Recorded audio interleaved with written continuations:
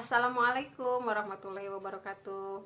Halo anak-anak, pada kesempatan kali ini Ibu akan menerangkan materi tentang turunan senyawa karbon. Nah, untuk memahami materi ini ada beberapa pengetahuan prasyarat yang harus kalian kuasai. Yang pertama yaitu tentang karakteristik senyawa karbon, yang kedua tentang deret homolog alkana, dan yang ketiga tentang tata nama alkana. Baik Ananda, mari kita simak penjelasannya berikut ini. Baik, kita awali dengan penjelasan tentang karakteristik dari atom C. Atom C memiliki nomor atom 6. Artinya memiliki jumlah elektron sebanyak 6. Jika dikonfigurasikan, maka di kulit pertama akan berisi 2 elektron dan sisanya akan memasuki kulit kedua sebanyak 4 elektron. 4 elektron ini kita kenal sebagai elektron valensi, yaitu elektron yang menempati kulit paling luar. Nah, karena elektron valensi C sebanyak 4, ini memungkinkan C bisa membentuk 4 buah ikatan seperti ini. Nah, keempat buah ikatan ini bisa dia gunakan untuk mengikat atom lain, misalnya hidrogen.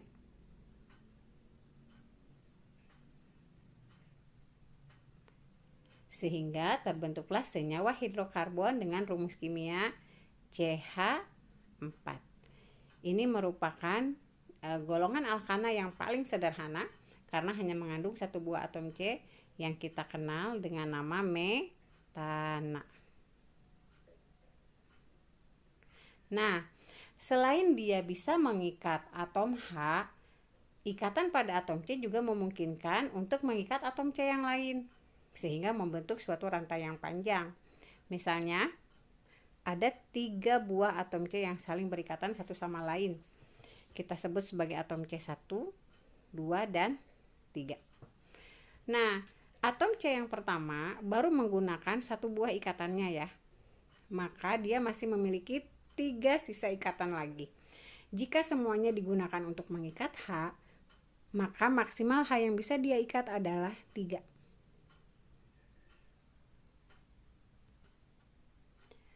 Sementara untuk C yang kedua, karena sudah menggunakan 2 buah ikatannya, maka sisa H yang masih mungkin dia ikat adalah 2. Ya, satu di atas, satu di bawah.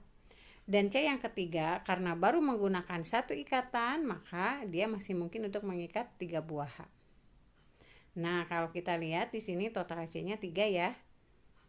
Total H-nya 3 tambah 3 tambah 2 yaitu 8.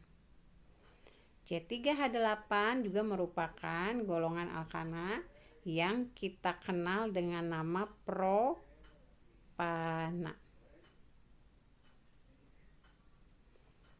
Ya, Ananda, selain ini, karena atom C bisa membentuk rantai yang sangat panjang, maka atom C bisa memiliki beberapa jenis. Kita tuliskan ya Ananda ya.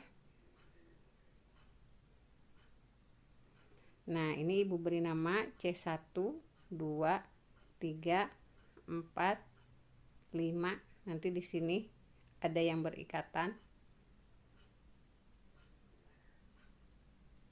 Nah, ini kita beri nama C6, C7, C8. Kita lihat atom C yang ke-1. Atom C yang pertama hanya mengikat atom C yang lain, yaitu hanya C2. Maka atom C yang pertama ini disebut sebagai atom C primer yang diberi simbol 1 derajat. Kita tinjau atom C2. Atom C2 mengikat 2 atom C yang lain, yaitu C3 dan C1. Maka atom C yang kedua disebut sebagai atom C sekunder yang diberi simbol 2 derajat. Bagaimana dengan atom C yang ketiga? Atom C yang ketiga mengikat 3 buah atom C yang lain, C2, C4, dan C8. Sehingga atom C yang ketiga disebut sebagai atom C tersier diberi simbol 3 derajat. Sedangkan atom C yang keempat ini mengikat 4 buah atom C yang lain, yaitu C yang ketiga, C yang kelima, C yang keenam, dan C yang ketujuh. Sehingga atom C yang keempat diberi nama atom C kuartener, diberi simbol 4 derajat.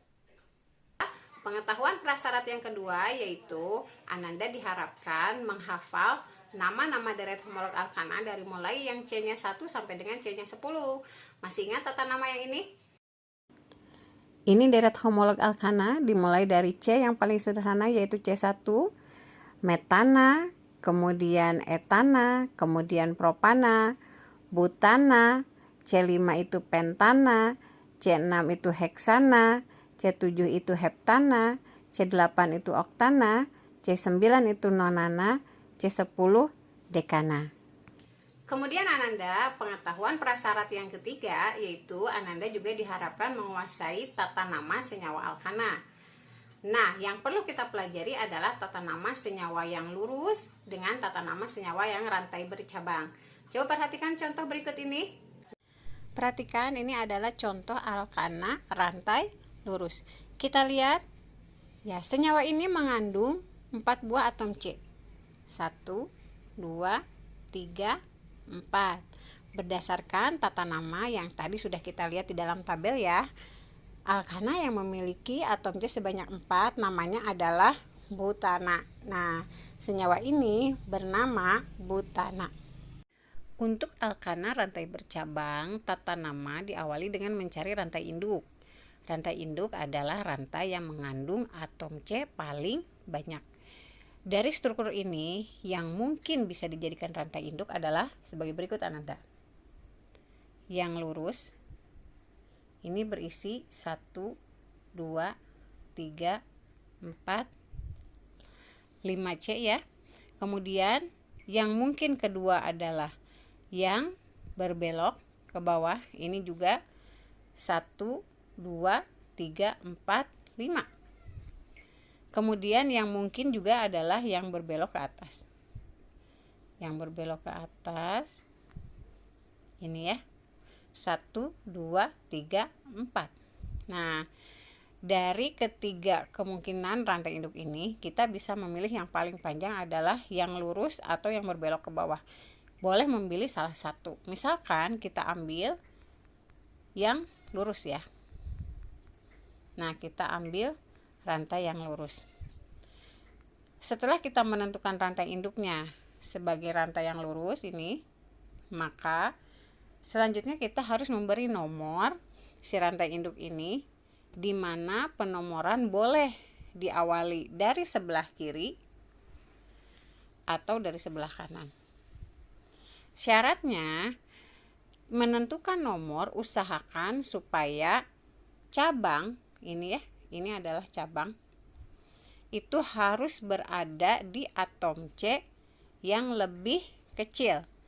Contoh, kalau kita hitung dari sebelah kiri, maka si cabang ada di atom C yang nomor 1, 2, 3 ya. Tapi kalau kita hitung dari sebelah kanan, maka si atom C yang menjadi cabang ada di atom C yang nomor 2.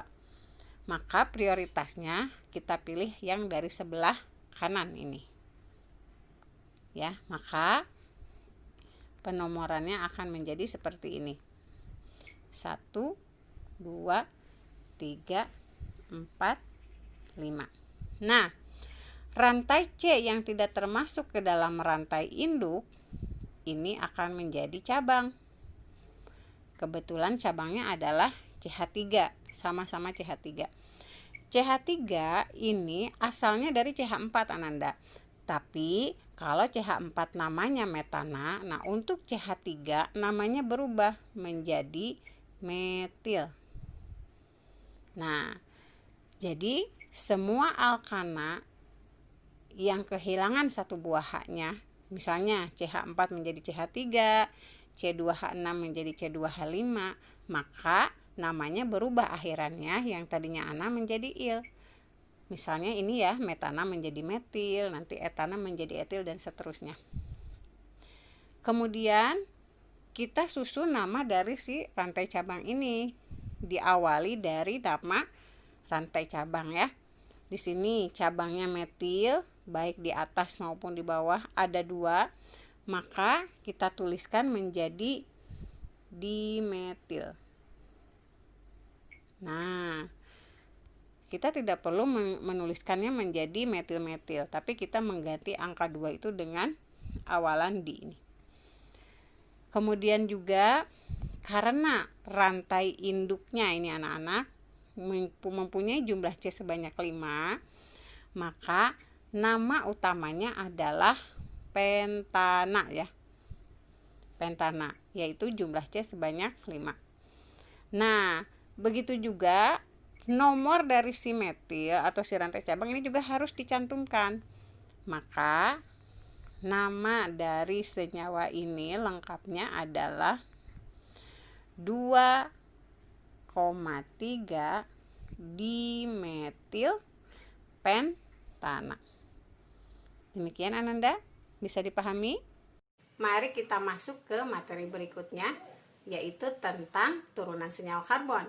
Sebelum kita memasuki bagaimana menentukan turunan senyawa karbon, mari kita lihat contoh-contoh berikut ini yang sering kita temukan dalam kehidupan kita sehari-hari. Nah, ini yang pertama, ini adalah alkohol yang sering kita gunakan untuk mengobati luka ya.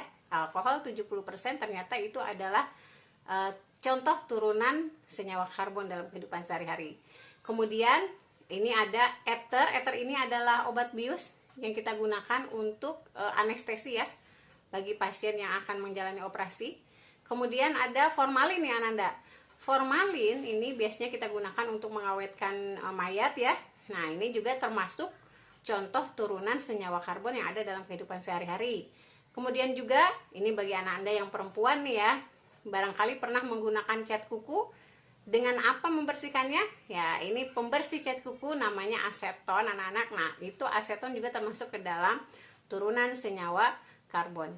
Kemudian juga bagi Ananda yang suka asam-asam, makan bakso enaknya ya dengan tambahan cuka. Nah, cuka adalah termasuk contoh asam karboksilat, yaitu salah satu turunan dari senyawa karbon.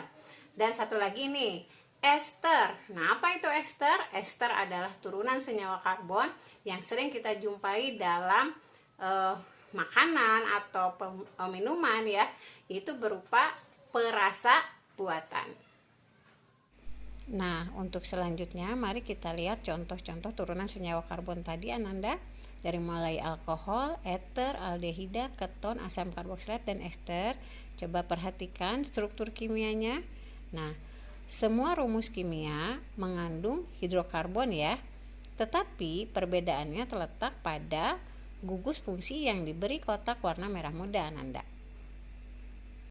Nah, jika dibuatkan dalam bentuk tabel, turunan senyawa karbon, golongannya yang pertama adalah alkohol ya Ananda, memiliki gugus fungsi OH. Nah, dirumuskan strukturnya sebagai ROH.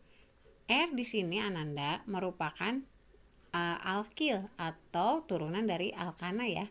Alkana yang kehilangan satu buah H. Contoh misalnya kalau alkananya CH4 yaitu metana, maka alkilnya adalah CH3, namanya berubah menjadi metil dan seterusnya ya. Rumus kimia untuk alkohol adalah CnH2n plus 2O. Kemudian untuk ether gugus fungsinya adalah O. Nah, di sini ya. Rumus strukturnya ROR. Kita perhatikan di sini H pada alkohol di dalam ether berubah menjadi R aksen, di mana R dan R aksen ini bisa berupa alkil yang sama, bisa juga berbeda. Rumus kimia untuk ether juga CnH2n plus 2O. Rumus kimianya sama dengan alkohol. Kemudian Ananda, yang ketiga, golongan aldehida atau alkanal, gugus fungsinya adalah COH. Di mana di sini rumus struktur dari aldehida adalah RCOH dan rumus kimianya CnH2NO. Kemudian kalau kita perhatikan yang keempat, keton atau alkanon, gugus fungsinya adalah CO Ananda. Ya. Di rumus strukturnya kita perhatikan lagi H pada aldehid digantikan oleh R aksen pada keton. Tetapi rumus kimianya untuk keton juga CnH2NO dan kebetulan sama dengan rumus kimia aldehid ya. Selanjutnya untuk asam karboksilat, gugus fungsinya adalah COOH. Dirumuskan strukturnya sebagai RCOOH dengan rumus kimia CnH2nO2. Dan ternyata yang keenam untuk ester atau alkil alkanoat, perhatikan Ananda, gugus fungsinya adalah COO ya.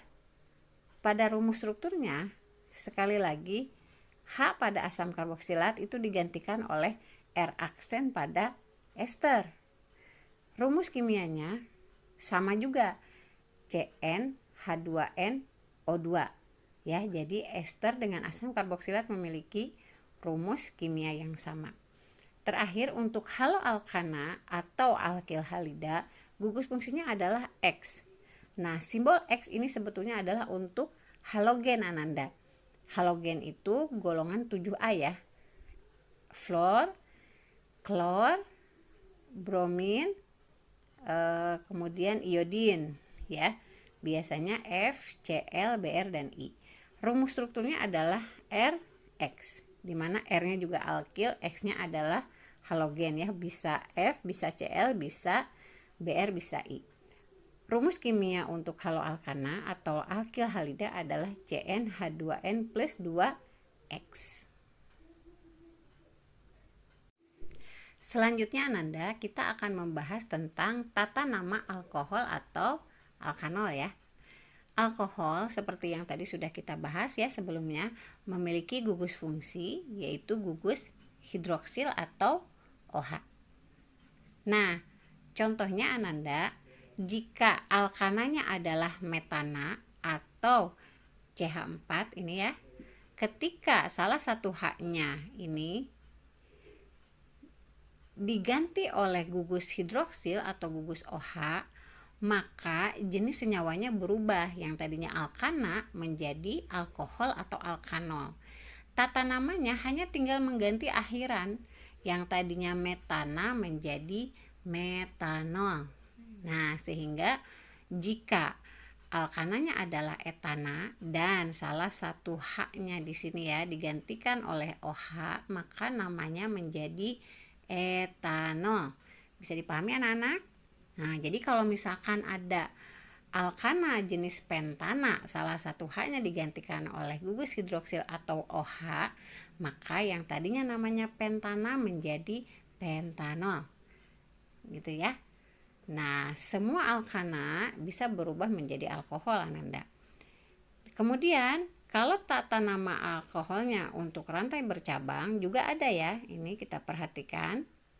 Nah, contoh seperti berikut ini Ananda. Ini adalah alkohol rantai cabang. Yang pertama yang harus kita tentukan itu sama seperti menentukan tata nama alkana, kita tentukan dulu rantai induknya, yaitu rantai yang paling panjang. Kebetulan di sini rantai yang paling panjang yang memiliki 4 buah C. Kemudian kita tentukan gugus fungsionalnya atau gugus fungsinya. Kebetulan di sini gugus fungsinya OH. Dan ternyata ada rantai yang tidak termasuk ke dalam rantai induk, itu kita jadikan cabang. Kebetulan cabangnya adalah CH3, yaitu metil ya Ananda ya. Nah, di sini cabangnya adalah metil. Dan karena rantai induknya berisi 4 buah atom C, kemudian juga ada gugus fungsi OH, maka nama senyawanya adalah butanol. Tetapi harus dilengkapi dengan di mana letak gugus fungsional maupun rantai cabangnya. Kebetulan rantai cabang dan gugus fungsi itu ada di C nomor 2. Kesini kelihatan ya Ananda ya.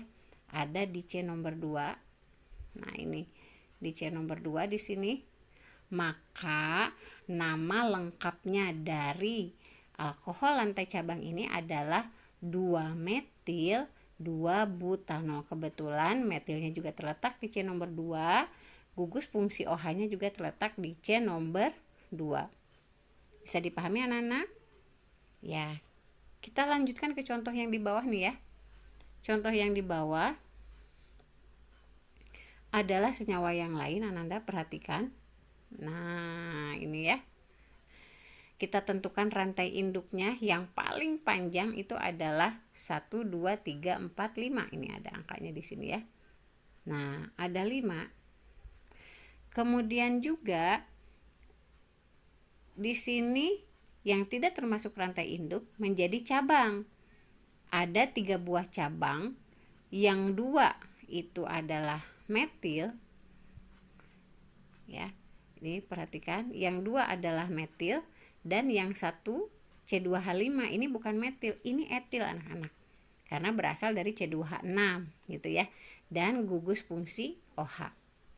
Nah, sama seperti mencari tata nama pada alkana bercabang. Jadi, kita harus menempatkan gugus fungsi atau cabang di atom C yang paling kecil gitu ya. Kebetulan di sini kita hitung dari sebelah kanan.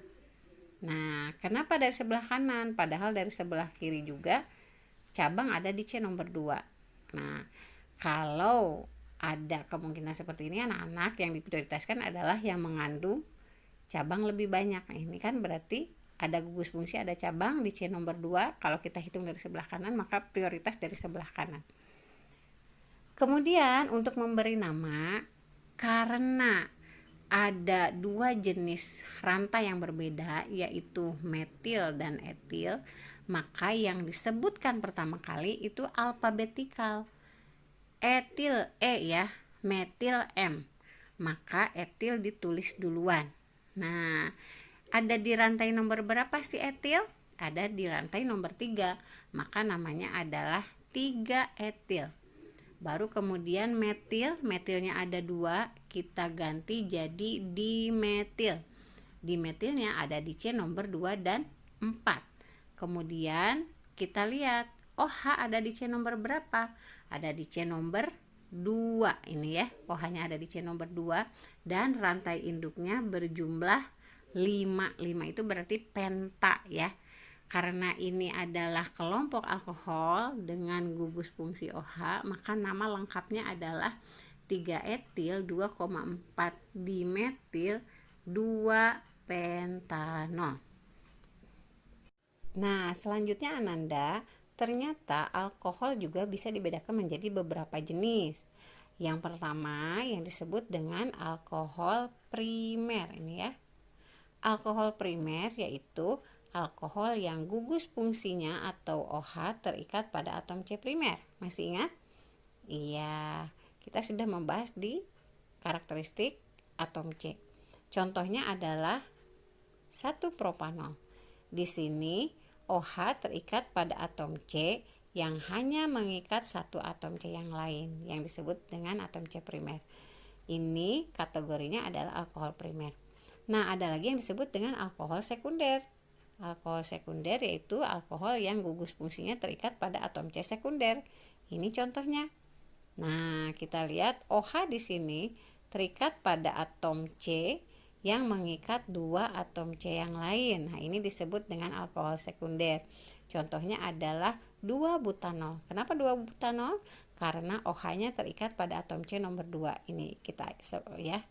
Ini terikat pada atom C nomor 2. Nah, kalau kita lihat lagi, ini nomor 1, ini nomor 2. Kemudian ada lagi yang disebut dengan alkohol tersier, yaitu yang gugus fungsinya terikat pada atom C tersier. Contohnya 2 metil 2 butanol. Perhatikan, OH di sini terikat pada atom C yang mengikat 3 atom C yang lain. 1 ya. Perhatikan, atom C ini mengikat 3 atom C yang lain, 1 2 3. Nah, itu disebut dengan alkohol tersier. Namanya adalah 2 metil 2 butanol. Baiklah, demikian Ananda penjelasan yang bisa Ibu sampaikan. Sampai ketemu di pertemuan berikutnya. Assalamualaikum warahmatullahi wabarakatuh.